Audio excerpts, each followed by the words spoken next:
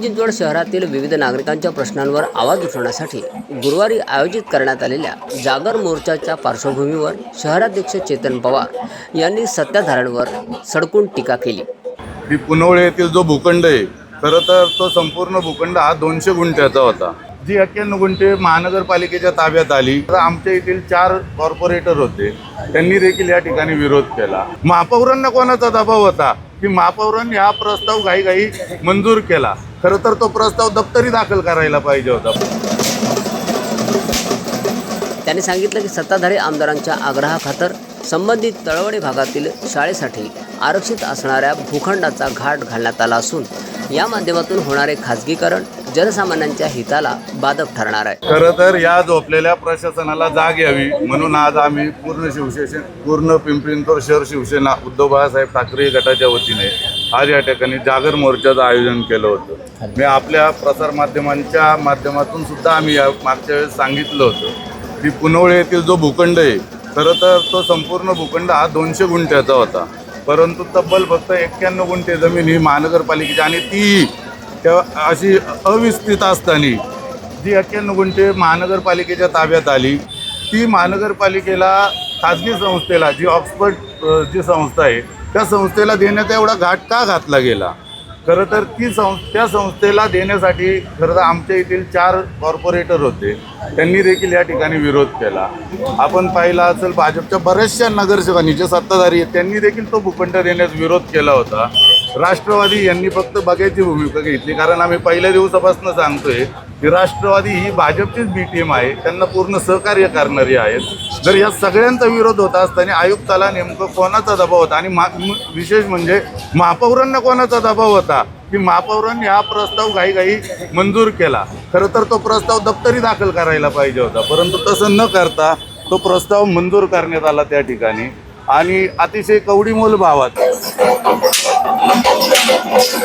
त्याचप्रमाणे भविष्यातील पिढ्यांसाठीही हा निर्णय घातक ठरू शकतो अशी भूमिका त्यांनी मांडली। तातवडे परिसर असेल, त्या ठिकाणी वाकड परिसर असेल, आमचा पुनवळे परिसर असेल, किवळे परिसर असेल, रावेत असेल, त्या ठिकाणी जर आपण त्याच जागेवरती जर उच्च दर्जाचं जर शिक्षण त्या ठिकाणी महानगरपालिकेकडनं इमारत बांधून ते विकसित केलं असतं तर निश्चितच तिथल्या गोरगरीब मुलांना त्या शिक्षणाचा लाभ घेता आला असता। आपण जर पाहिलं तर अतिशय फक्त 7 करोड रुपयाला ती 30 वर्षासाठी म्हणजे 30 वर्षांनी सुद्धा ती जी मिळकत आहे ती महानगरपालिकेला मिळन अथवा ना मिळन याच्यात पण आता डाऊट वाटतोय सर्वांना। आणि 7 कोटी रुपयात जर 91 गुंठे एवढं मोठं भूखंड जर त्या संस्थेला देण्यात येत असेल तर नक्कीच महापौरांना आणि आयुक्तांना ह्याच्या मागं कोणाचा तरी दबाव असल्याशिवाय ही मंजूरच होणार नाही।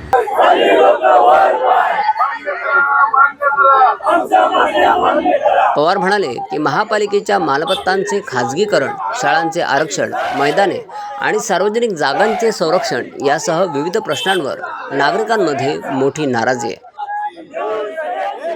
मी सांगितलं ना, विधान परिषदेचे जे आमदार आहेत त्यांचा या सर्व गोष्टींना पाठपुरावा चालू होता आणि निश्चितच त्यांचं नाव देखील काही दिवसात डिक्लेअर होईलच। हे प्रशासन झोपलेलं आहे आणि यांना जर समजा एवढं करून बी त्यांच्यावरती परिणाम झाला नाही तर प्रशासनाला नागरिकांनी विश्वास ठेवून मोठ्या आशेने यांना या ठिकाणी त्यांचे जे स्थानिक प्रश्न असतात ते मांडण्यासाठी यांना खरं तर नगरसेवक म्हणून जनतेने निवडून दिलेला आहे। परंतु आपण जर पाहिलं तर यांनी फक्त जनतेचा खेळखंडोबा केलेला आहे।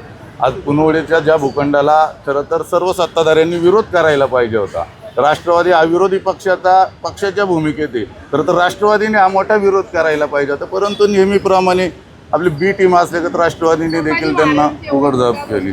खरं तर अजून एक महत्त्वाचा मुद्दा जर सांगायचं झालं तर तातवडे येथील जी जिल्हा परिषदेची शाळा आहे, खरं तर 2013 साली GR आला होता की आणि त्यामध्ये असं स्पेसिफिक लिहिलेलं आहे की बाबा आपण ही शाळा महानगरपालिकेकडे वर्ग करावी म्हणून।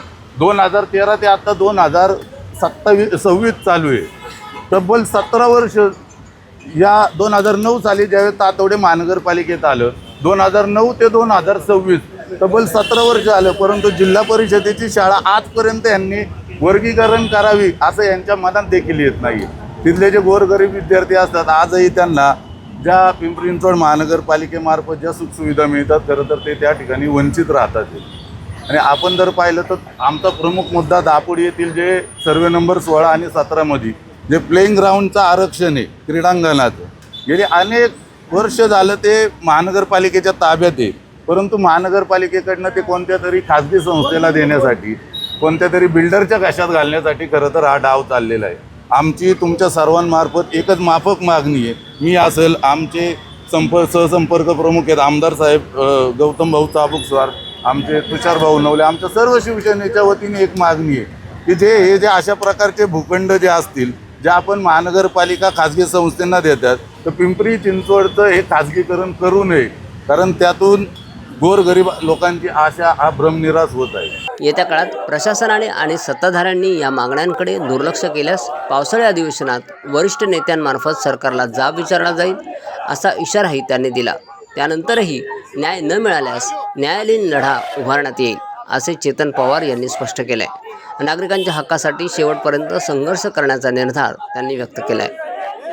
माझ्या आधी या ठिकाणी बऱ्याच लोकांना सांगितलेले आहे की त्याच कॉन्ट्रॅक्टरला वारंवार तेच काम दिलं जाते. त्याबद्दल आम्ही पालिकेतनं माहिती घेतोय. ज्या दिवशी संपूर्ण माहिती मिळेल त्या दिवशी निश्चितच त्यावरती देखील आम्ही प्रतिक्रिया देऊ.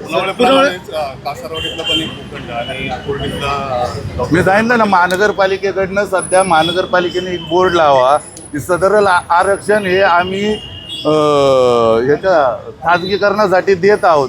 तर ज्या ज्या संस्थांना यांचा लाभ घेण्यात खरं तर पिंपरी चिंचवड महानगरपालिकेची पाठीच बदलायला पाहिजे.